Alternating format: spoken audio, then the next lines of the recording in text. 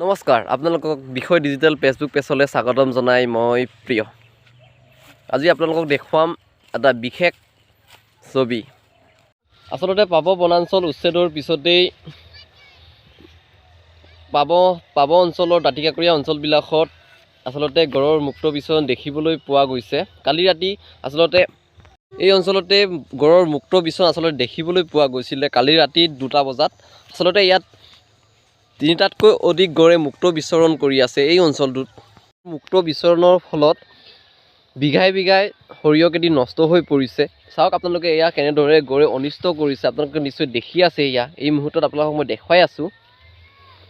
এইবোৰ হৈছে গড়ৰ অনিষ্ট কৰা খেতি সৰিয়হ পথাৰ। আপোনালোকে নিশ্চয় দেখিছে। এয়া ভালকৈ কেমেৰাৰ আগত আপোনালোকক ভালকৈ নেদেখিব পাৰে, সৰুকৈ দেখিব পাৰে, কিন্তু আপোনালোকে যদি ভালদৰে নিজ চকুৰে চাই তেতিয়াহ'লে আপোনালোকে দেখিব কিমান অনিষ্ট কৰিছে গড়ে। কিন্তু ভালো হৈছে, পাব বনাঞ্চলত গড় আহিছে, বাঘ আহিছে। আহক এয়া চাওক গড়ে অনিষ্ট কৰা খেতিৰ সৰিয়হ খেতি আপোনালোকে দেখি আছে। এয়া আপোনালোকক মই দেখুৱাই আছোঁ। এয়া বহল বহল কৰি থৈছে খোজকাঢ়ি। কালি ৰাতি আচলতে ইয়াত 3টাকৈ গড়ে ইয়াত অনিষ্ট কৰিছে সৰিয়হ পথাৰ। আপোনালোকে নিশ্চয় দেখিছে এয়া কিমান ডাঙৰ বহল কৰি থৈছে। উচ্ছেদৰ পিছতে গড়সমূহ আহিবলৈ ধৰিছে। আপোনালোকে নিশ্চয় আপোনালোকক জনাই আছোঁ অকণমান আগত, আৰু আপোনালোকক অকণমান আগত মই ভিডিঅ' দিছিলোঁ এনেদৰে গড়ে মুক্ত বিচৰণ কৰি পৰিছে।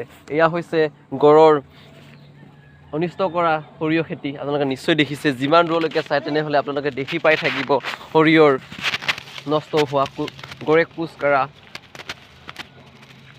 আপোনালোকে দেখুৱাই আছোঁ এনেদৰে গড়ে নষ্ট কৰিছে।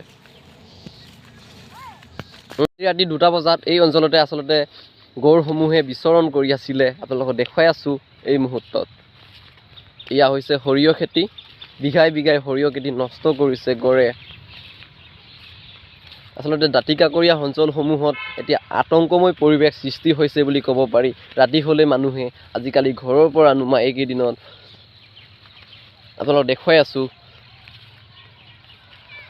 আজি ৰাতিপুৱা সময়তেই গড়সমূহে ফৰেষ্টৰ পিনে গৈছে, পাব